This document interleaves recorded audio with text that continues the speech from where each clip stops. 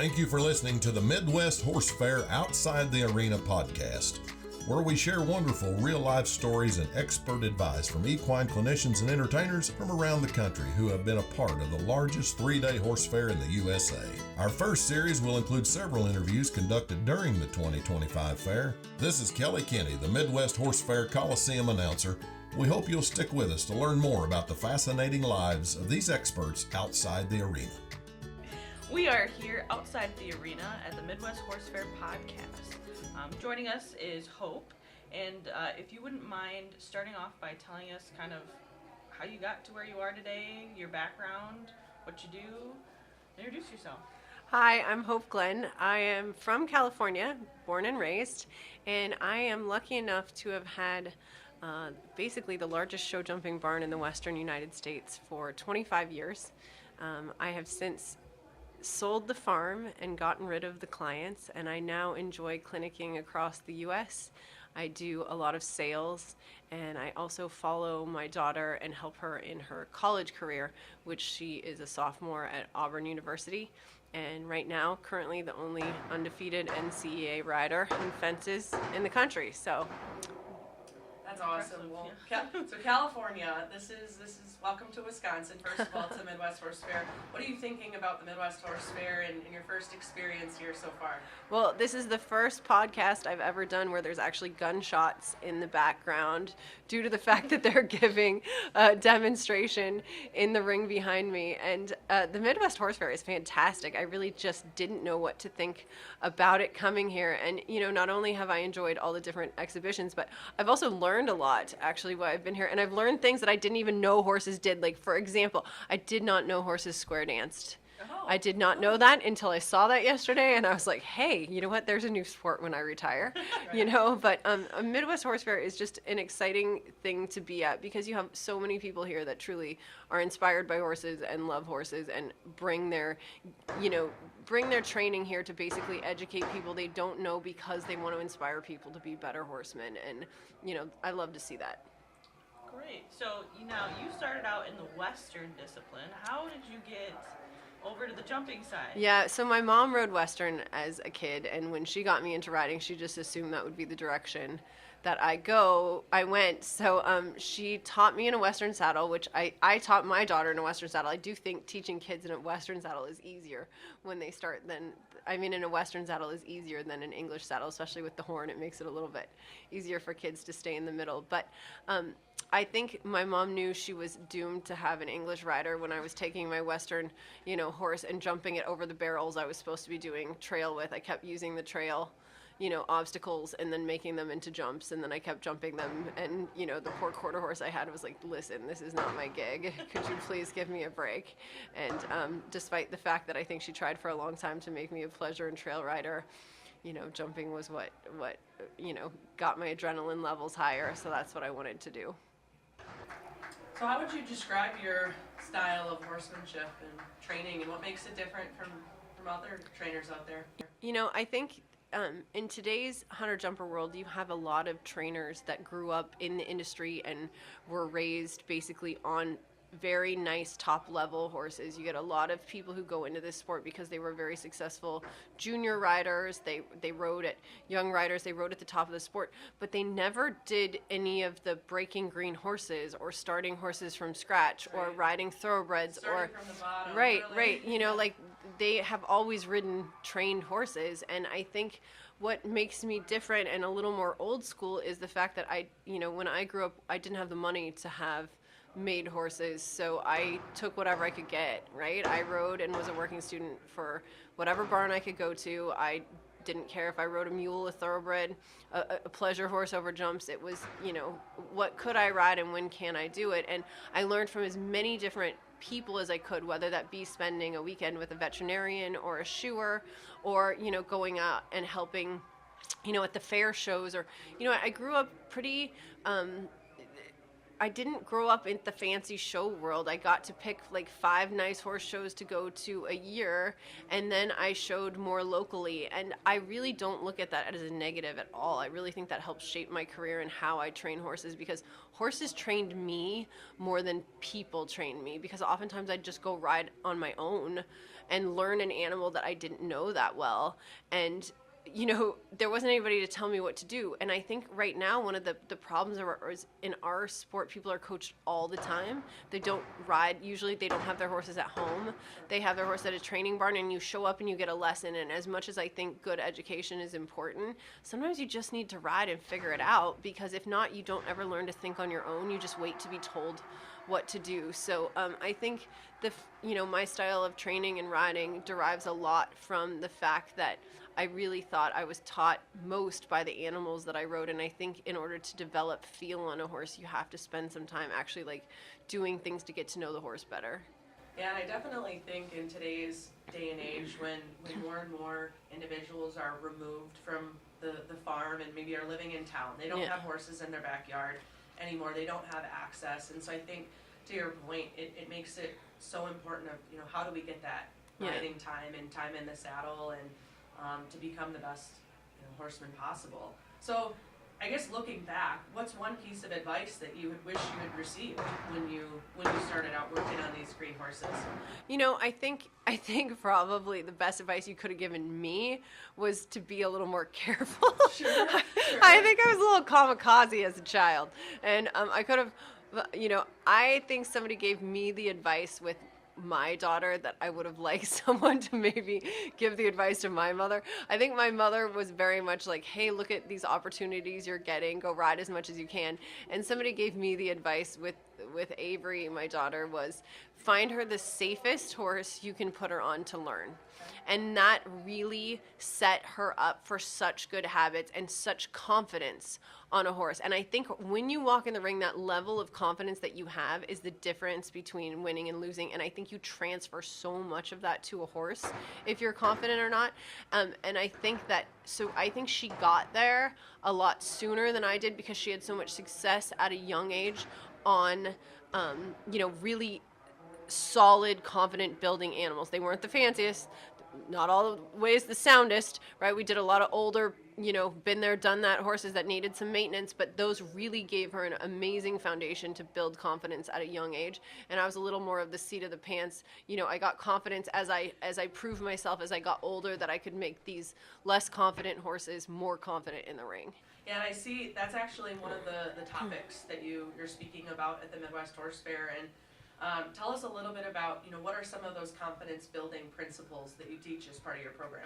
Well, I think the biggest thing, I don't think there's necessarily a list of things I teach. What I try to do is inspire each rider that I work with that they actually have the power to make the horse they're on better, clearly by riding better. But honestly, it's the energy that you put out to that horse. Like, I have worked with so many problem horses in my life, and I really think it wasn't that I was a better trainer than somebody else. It was the fact that that horse actually felt that I believed in it. I knew that it had more to give than what it was currently doing, or it, where it was scared, I wasn't. And I do think horses read that sort of stuff. And, I think you can talk about this over and over. This isn't like some woohoo California hippie thing. This is something that is, it's a proven thing. First of all, horses are sensitive, right? They're extremely, you look at a 2,500 pound animal and a fly lands on them and they're like, whoa, right? Or they hear a sound and they jump to the side. These are very sensitive animals, and like humans, some are more sensitive than others, right? But I do think, we constantly talk about riders going into the ring, take a deep breath, breathe, relax, all that sort of stuff. But you can tell when a rider is tense and their shoulders are up and their hands are clenched. And, I loved hearing somebody talk this weekend about breathing, but the breathing was just, if you breathe, you can't hold your hands tense, your shoulders up, and you're tight when you're holding your breath. When you give, you relax. Well, clearly you're going to make a horse hold their breath as well if you're carrying that tension with you. So I think part of the, I try to instill confidence in riders, that I try to give them the tools to build that confidence, and then I try to give them the tools to make their horses feel more confident at the job they're doing. Yeah, so what is one technique or piece of wisdom that you teach that tends to surprise people or challenge what they've normally been taught? I think that the biggest thing, I think I get so many riders that have struggled with problems with horses, and the way that their maybe previous trainer fixed it was to yell or to be tougher on them, right? You know, like, you got to do this harder. And I am not the trainer who's like, oh, blue ribbons for everybody, good job, you were perfect. Like, not at all.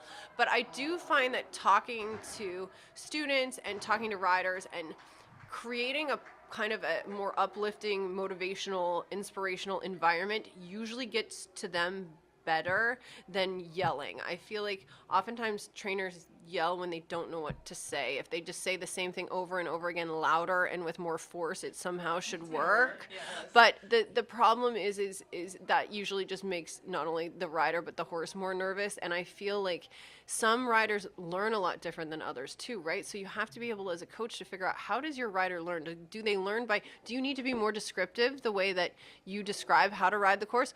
Or do you actually need to be less descriptive? There's so many riders I work with that I just choose two things to give them, right? If I go over the whole course and I'm like, I need you to do this at fence 1, and I've given them 27 things, and at that point in time, you have a kid who is a very good student, who's an overachiever, who listens to everything you say and is a sponge, and then all they can think of in the ring are every single step to a certain, well, guess what?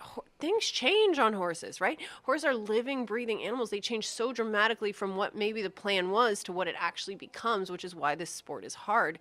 So I try to focus on two things to take into the ring with you, especially with riders that tend to be like maybe too good of students or a little bit of an overachiever.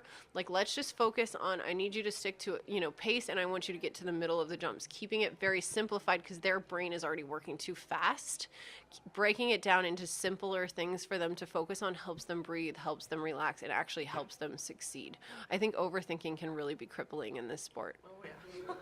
Definitely a mind game.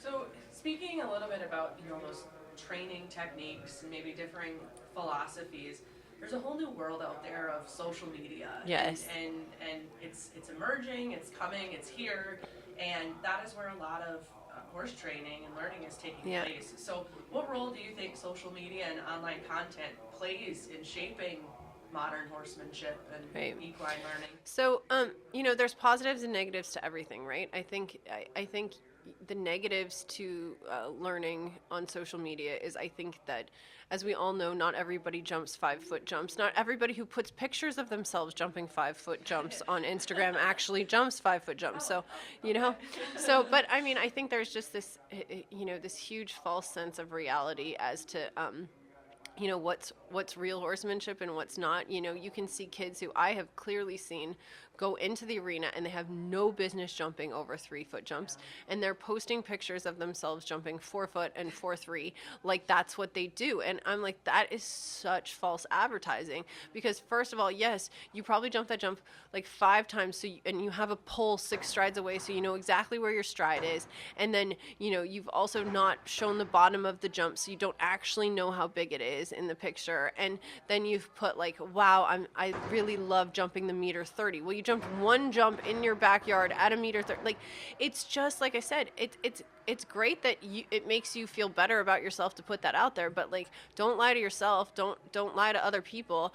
I think that's a general problem with social media, right? That's not just a horse problem. But the thing that is so good about social media is there has been so many new avenues to learn for maybe people that don't have the opportunity to go and train with top trainers or get different levels of advice or things like that. And I think there's some really great training platforms out there. And I also think just the ability to go watch really fantastic riders ride. So the ability to be able to go watch McLean Ward ride a Grand Prix course, there isn't a rider in this country who couldn't learn something from that, right? And, I think that you will see the very top riders in this country are never posting false things, right? You have the more successful, I find, the more humble most people are on social media. They post their pictures, they post their wins, but it's very subtle, and it's usually about the horse the training, the grooms, and the event. And, you know, class goes a long way in this sport. And if you're a good rider, and if you know, and if you're doing right by your horse, that will make you plenty famous. And, you know, I don't have any trouble posting things online. I try to, you know, post pictures of horses I have for sale or riding or, you know, being at clinics or things like that. But I think if people looked at it as a way of motivating and, you know, and inspiring others through their posts, you know, basically I could say that to anybody on social media, but I think we'd be a lot better off with that. And the thing that is recently, one of the things that's more terrifying though to me is how many people comment on social media, the negativity that is out there on people. You don't know the situation, you don't know the horse, you don't know, like, I mean, terrible things. The amount of bullying that adults do is appalling to me. Why do I feel like it's so often it's appalling, and you know, it's just really scary, especially if I had young children that were reading this stuff. And you know, I think I was bullied as an adult online, and then my child was bullied, you know, online. But the good news is, when I was bullied, I was like, hey, look at this, mom's getting called out on social media for something that is not even like negative. And I talked to her about it. And so then when it happened to her, it was, oh, Mom, can you believe? I was like, you know what? When you're winning, they're picking on you no matter what you say. So it's okay. Just like keep positive. Don't, you know, like keep posting positive things. There's plenty of people that have nice things to say. And don't go spend time with your horse. Get away from your cell phone. Yeah. And that's the biggest thing I try. You know, I don't think I got a chance to say it this clinic. But the biggest thing when I teach, you know, groups of these young girls is I'm like, when you're at a horse show, just please put the phone down, go get your horse out of the stall and take it for a hand walk.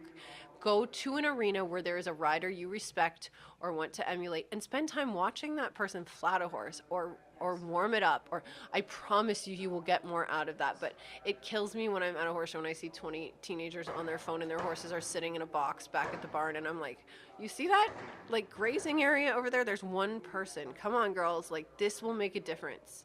I think it's get off your phone, get out in the real world. And going back to what you said before about there's just so much to learn by just watching. Yeah. I mean, I've even seen individuals, I've participated in clinics where people are paying hundreds, maybe thousands of dollars to participate in a clinic, and they're sitting on their phone when that professional is talking. Right, and for sure. Outside of that just being rude, it is a philosophical point of you can learn a lot by watching them teach another horse, or watching them ride and warm up their own horse. That's even the beauty of group lessons, right? Yes, like yes. it's always the thing where I'm like, girls, stop talking and watch this other girl. She may fail, but guess what? If you watch her fail, you're going to figure out how not to fail the same way as she does. I mean, this morning when I was here, I got to watch Jennifer, I can't remember what her last name was, but she was right before me, and she gave a whole clinic, and the people did nothing but walk.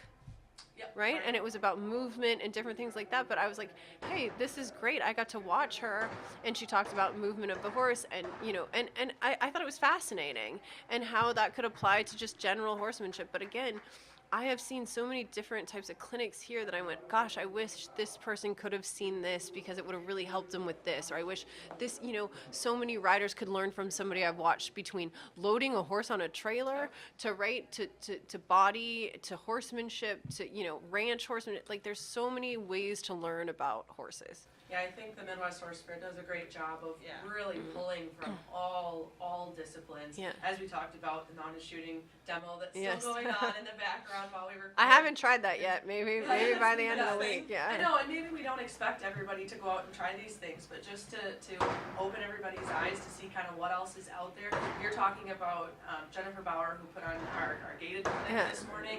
So we're fortunate to really see all ends of the spectrum here at the Midwest Horse Fair, and we're thankful that you're here.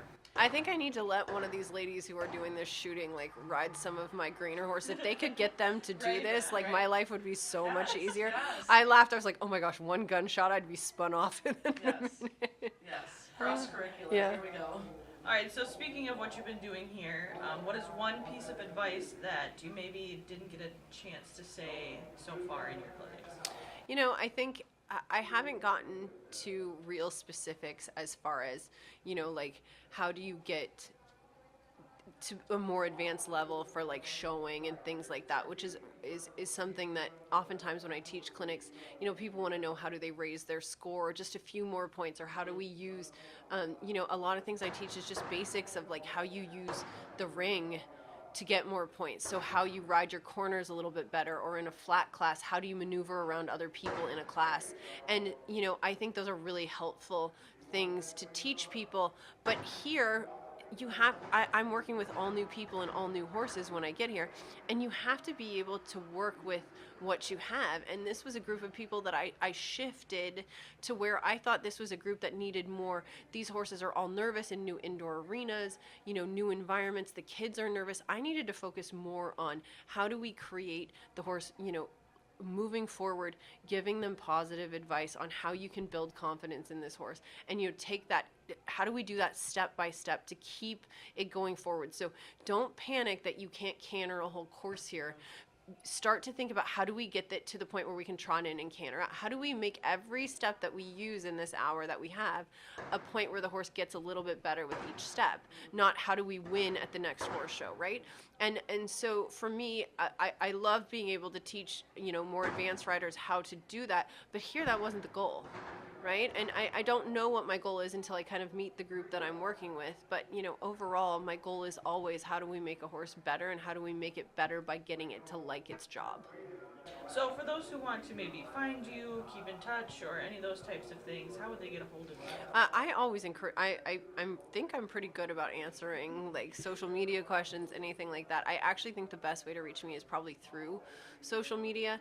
And that is, I have a personal Instagram, that's Hope Glynn, HopeGlynn, and then the sales business and the business is Hope LLC Official. And I always answer messages on there. Don't hesitate to reach out, and don't worry if you ask me I'm struggling with this horse. I'm usually good about getting back to people on that, and if I can't answer it, I'll just tell you. But I will definitely try, because anybody who's willing to reach out and ask for help, I'm willing to try to help them. That humility and asking for help when needed, it goes a long way. Yeah, and I was just really fortunate to have a lot of good coaches, so not everybody's as fortunate. So hopefully I try to give back as much as I can through mentorship programs and things like that. So if it's little things like helping people who are reaching out online, happy to do it. Very cool. Fantastic. Very cool. Well, thank you so much for joining us today. Had wonderful conversations. Advice has been absolutely fantastic. We hope to catch up with you sometime soon. All right, I'm going to buy a cowboy hat. There we go. Yeehaw! I figure I got the best selection here. I got to go shopping. Yes, you can buy it at the Midwest Horse Fair. There is a lot of. I got a vendors rope here. halter yesterday. Yes. I got some new insoles for my Yes. boots. Yes. Watch out. I know. Shopping is good. We're all about education at the Midwest Horse Fair, but the shopping is solid. is second Solid. to none. So thank you for being here. Thank you.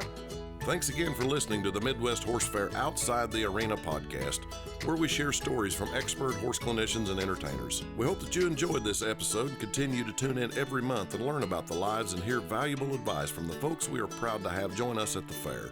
Learn more about the Midwest Horse Fair at MidwestHorseFair.com. It's not a horse show, it's a horse fair, and you gotta be there. It's the great Midwest Horse Fair.